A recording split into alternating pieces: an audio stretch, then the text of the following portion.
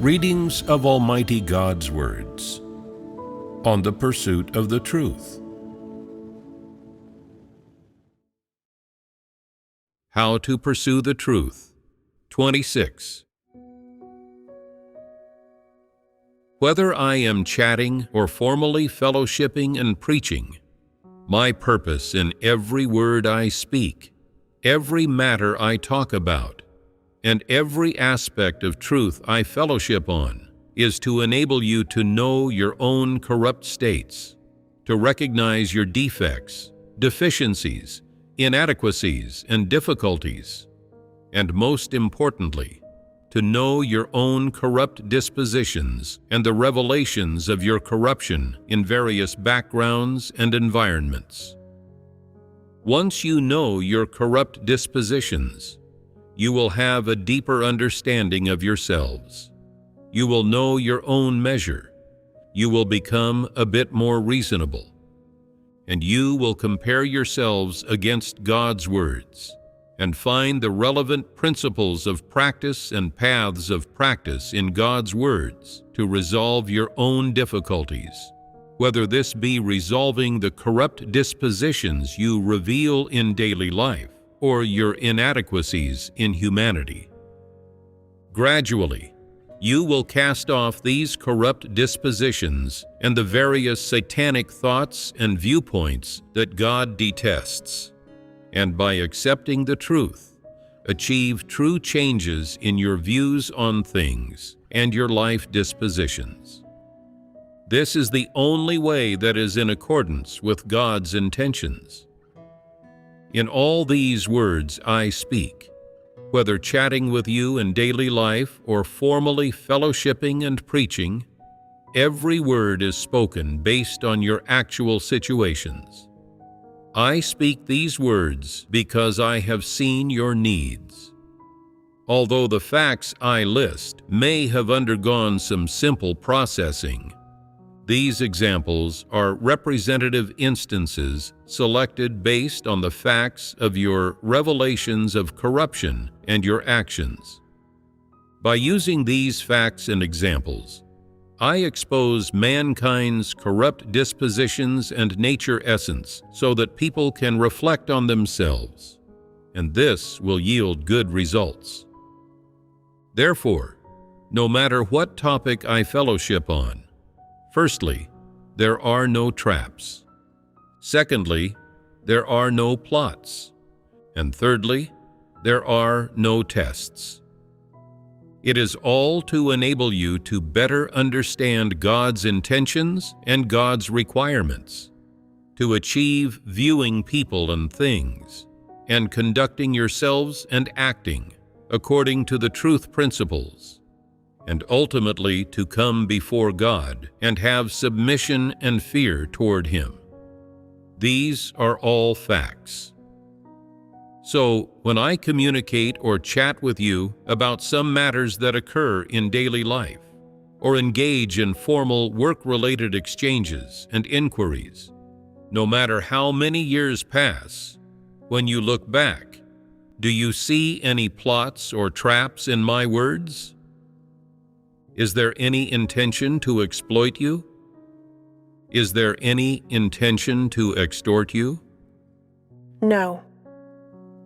Are you sure? Sure. For example, someone is responsible for animal husbandry on a farm. I ask him how many days it takes for a hen to lay an egg, and he ponders. What do you mean by asking this? Are you trying to see if I'm feeding the hens well?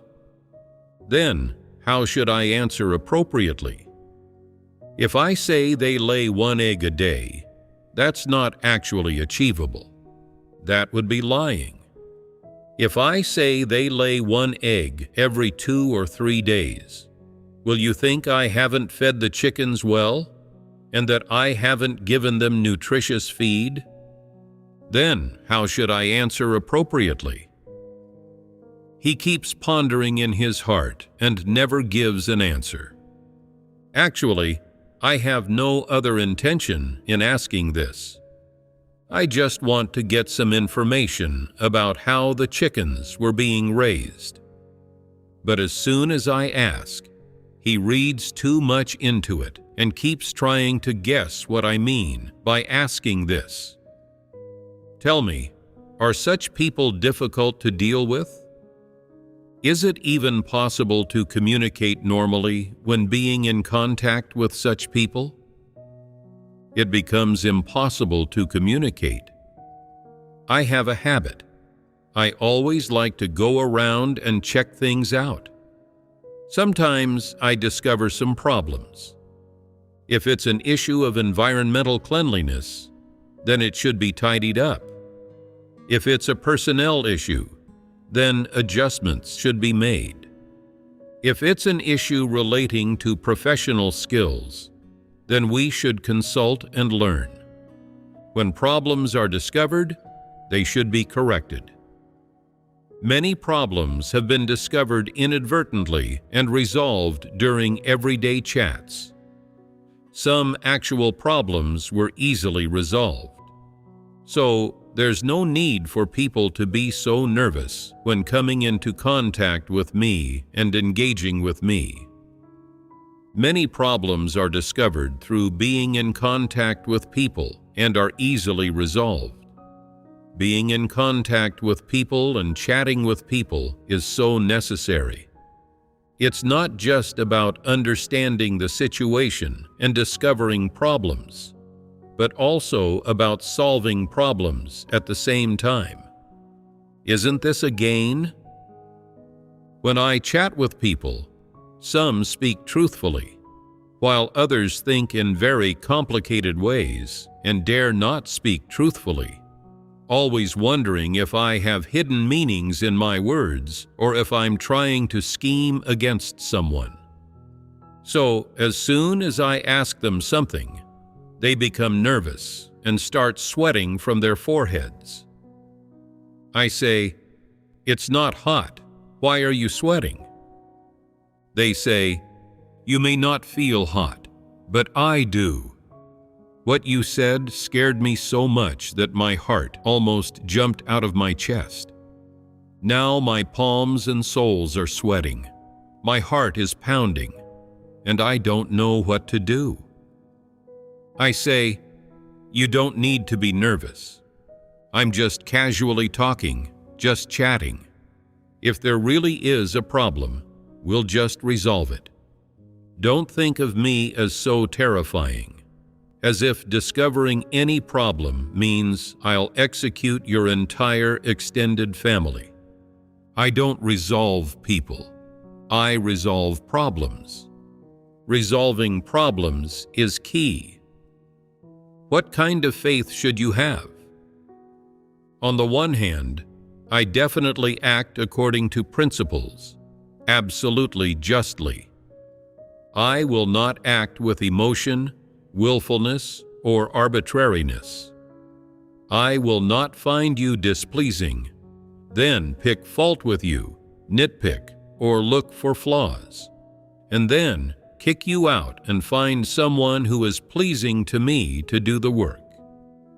On the other hand, I deal with everyone based on the actual situation and the actual problem. There are principles. People are allowed to make mistakes, allowed to be foolish, weak, and negative. But one thing is not allowed.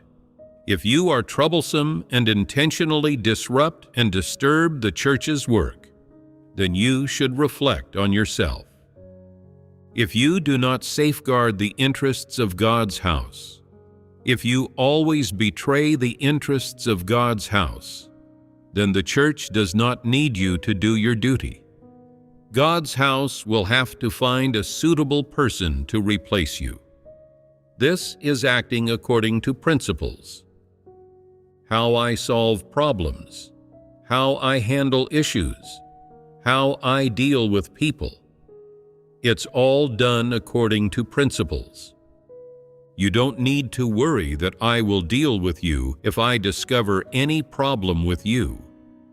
It depends on what problem it is. and the situation will be handled according to the nature of the problem. If the nature of your problem is not very serious, if you did not cause it intentionally, but caused it by a momentary oversight or foolishness, then it will be resolved through fellowship on the truth. Learn the lesson and don't make the mistake again. Sometimes it's because people lack knowledge and experience and don't understand certain professional skills. In that case, quickly learn the professional skills and don't be lazy. But if it is deliberate and intentional, if you are unwilling to do this duty and even intentionally damage the assets of God's house, then this should be handled seriously. Those who should be dismissed will be dismissed, and those who should be sent away will be sent away. It's pointless for you to fear being dealt with. If you have this faith, believing that God is righteous and that God will treat every person fairly, then when I speak and handle matters with you, you will feel much more at ease. When I speak with you or discuss work or professional matters, you should relax. Know that God will not scheme against anyone, nor will He scheme against you. You can rest assured. If you lack even this faith, if you do not believe that God is kind and righteous, then when you say you believe in God, follow God incarnate, follow Christ, where is your faith? How can you manage to be candid with Him?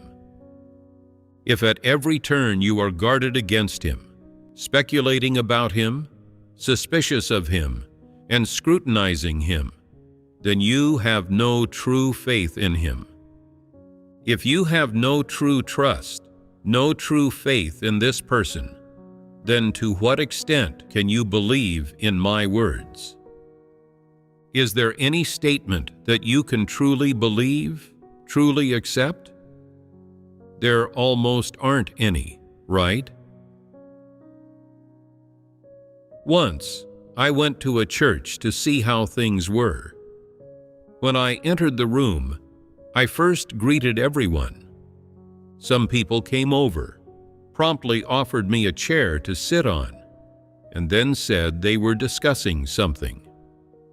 As they were talking, I suddenly noticed that just moments ago there were 4 or 5 people in the room, but now only 2 were left.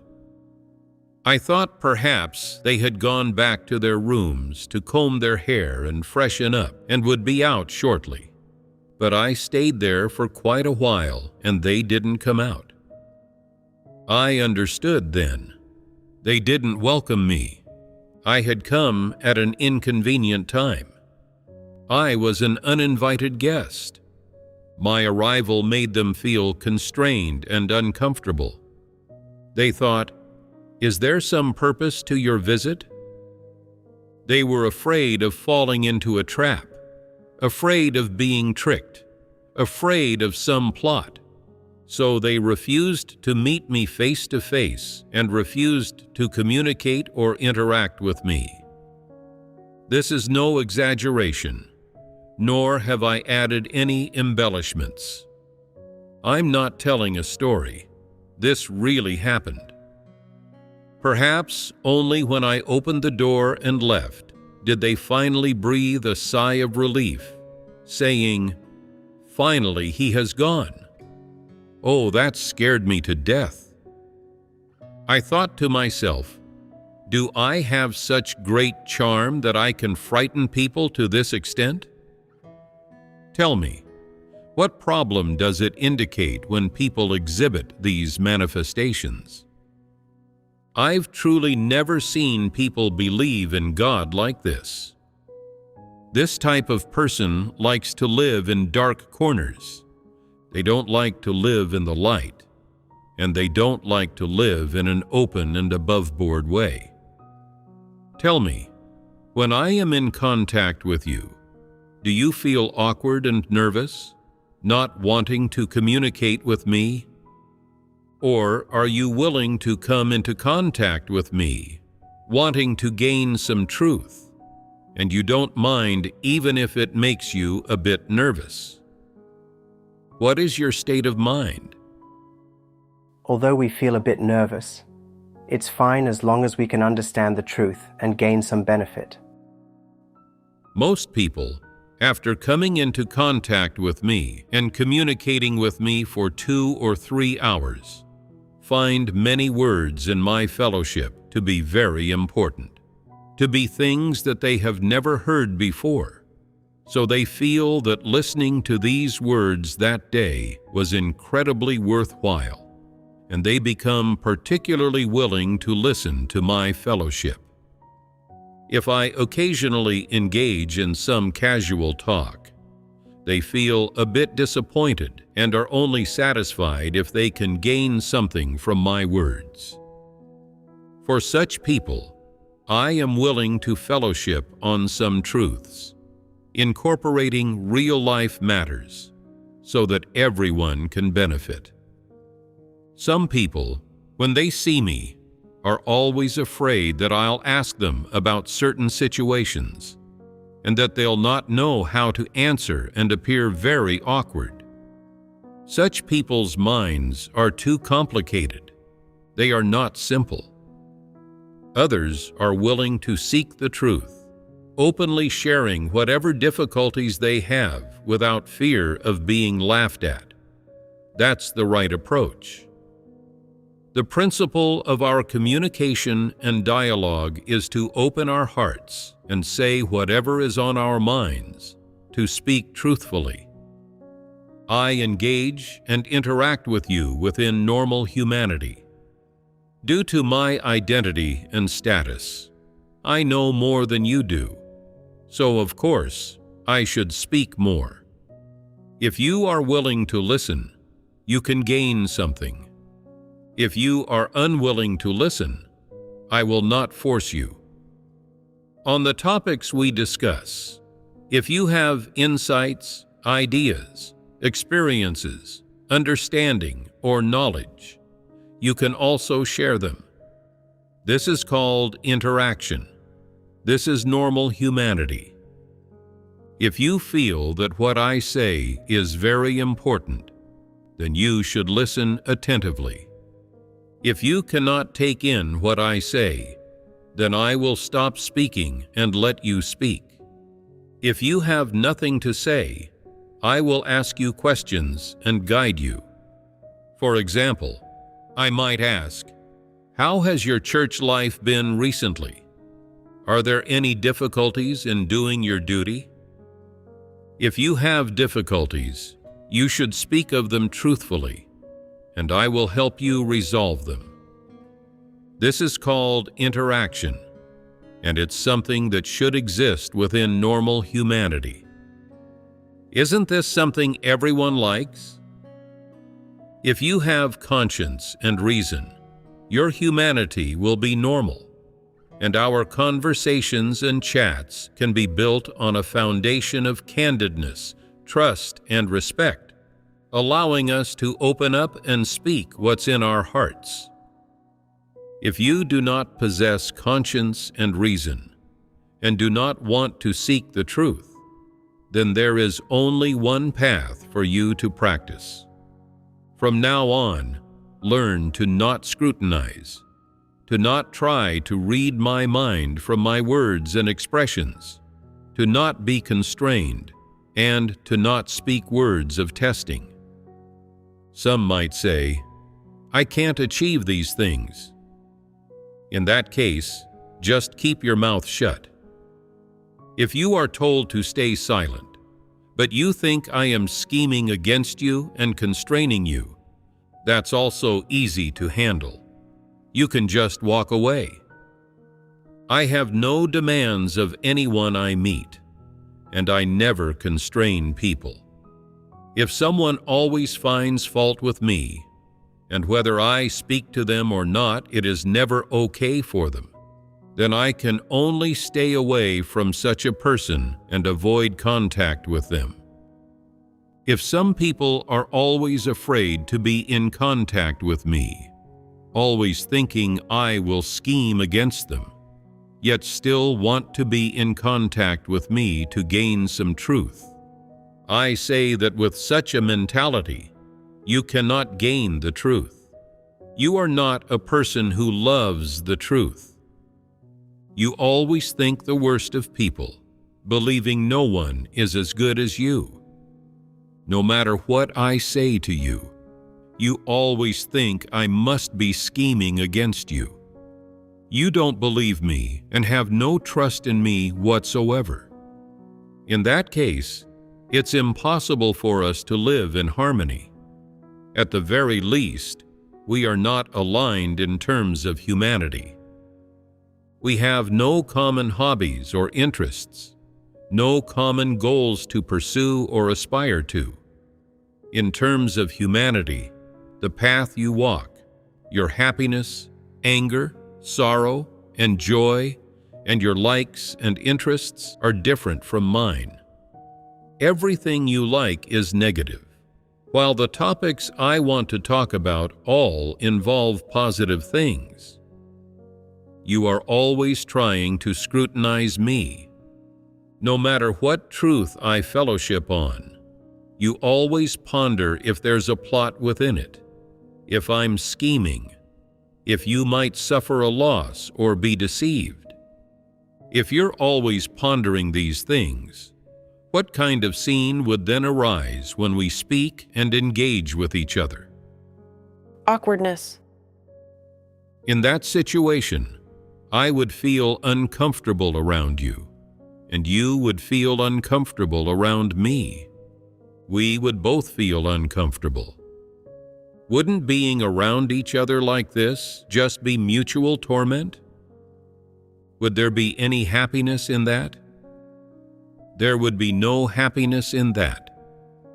If you like to hear what I say, if you are willing to listen, if the topics I talk about are what you aspire to, what you cherish in your heart, what you pursue, and can cater to the needs of your humanity, there would be no aversion or resistance in our hearts, even if we were to just sit there in silence. We could interact, and living together, we could achieve harmony. But suppose that you dislike hearing the words I speak and even feel aversion and resistance in your heart, even though they are all very practical and beneficial to people. You truly cannot take in the positive things I speak of and the words of fellowship on the truth I speak to solve problems, especially the topics about resolving corrupt dispositions, and you even feel I am brainwashing you, deceiving you, trying to use you to preach the gospel and gain more people to expand the influence of God's house. In that case, it is you who are in the wrong. You always think in a distorted way, always want to twist facts, to call black white, and even describe positive things that accord with the truth as negative, wicked things that do not conform to social trends. No matter what I say, you do not believe it is truth, that it is a positive thing. Then we cannot communicate.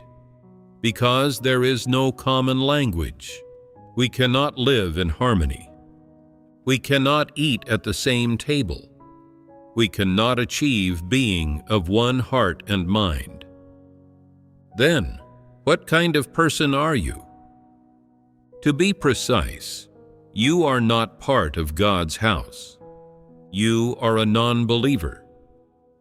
No matter how proper the topics I talk about, or how proper the paths of practice and principles of practice, you always read something else into them. You always view, understand, and interpret them through a wicked lens and from a wicked stance and viewpoint. You do not accept the correct paths of practice and principles of practice that I speak of. So, listening to me speak feels uncomfortable to you. Why does it feel uncomfortable? Because these are not the needs of your humanity. What do you need? To pursue freedom, to make a fortune, to eat, drink, and be merry. Your life mottos are, life is all about eating well and dressing nice, and enjoy yourself while you can. What do you like? You like evil trends, outlandish clothing, celebrities and famous people, and the extraordinariness and greatness of man. That being the case, you are not a sincere believer in God. You are not part of God's house. Your humanity has no need for positive things. When I engage with you, no matter what I say, what I do, or how I do it, to those who don't have the conscience, reason, or needs of normal humanity, it is all just a theory, a saying, a method. Some even think, when you speak, you go into such detail and even give examples. Isn't this just an attempt to deeply implant your thoughts and views into people's hearts? Isn't this just an attempt to make people accept your thoughts and views, to brainwash them, and over time, numb them with your various thoughts and views? If you truly feel this way, if you believe these words are not truth, not the true way that people should accept and practice, nor principles that people should abide by, then you can refuse to accept them. That is your freedom. You can also leave the church. You have the right to choose for yourself, and also the right to refuse to accept the truth. But do not twist facts or call black white. Truth is truth at all times. It cannot cease to be truth because a few devils and Satans deny and condemn it. Much less can it cease to be truth because many people dislike it or cannot accept it. Truth exists forever. It is eternally unchanging. No matter how many people can accept it, truth is forever truth. My chats, communications, and interactions with you are entirely built on the foundation of your trust in me. This is one of the most basic principles. To achieve trust, the most important thing is that you must all confirm in your hearts that in every word I speak, every question I ask, or every matter I talk about, there is no scheming, no plot, no trap, and certainly no testing of you. So you can rest assured, when I engage with you, it should make you feel completely free and relaxed. If you feel that engaging with me is not freeing or relaxed, that you are either constrained or very uncomfortable, or else always guarded in your hearts, then I say it is truly not my problem, but yours. In what aspect does your problem lie? You yourselves should be clear about what problems you have and what you are thinking in your hearts. Then, solve specific problems specifically. Whatever problems you can discover, solve them. If you discover many problems, record them and then solve them one by one. If every problem cannot be solved at once, then solve them one at a time, slowly.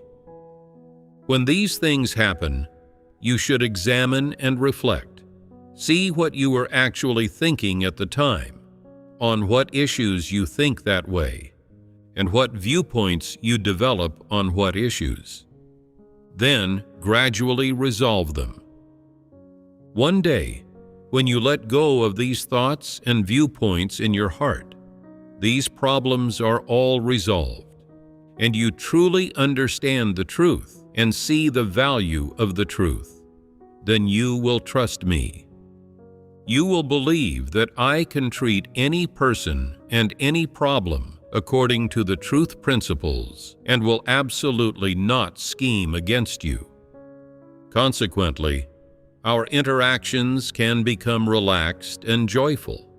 We can live in harmony, and happiness can then develop from this harmony of ours. To have happiness, delight, peace, and joy, isn't that good?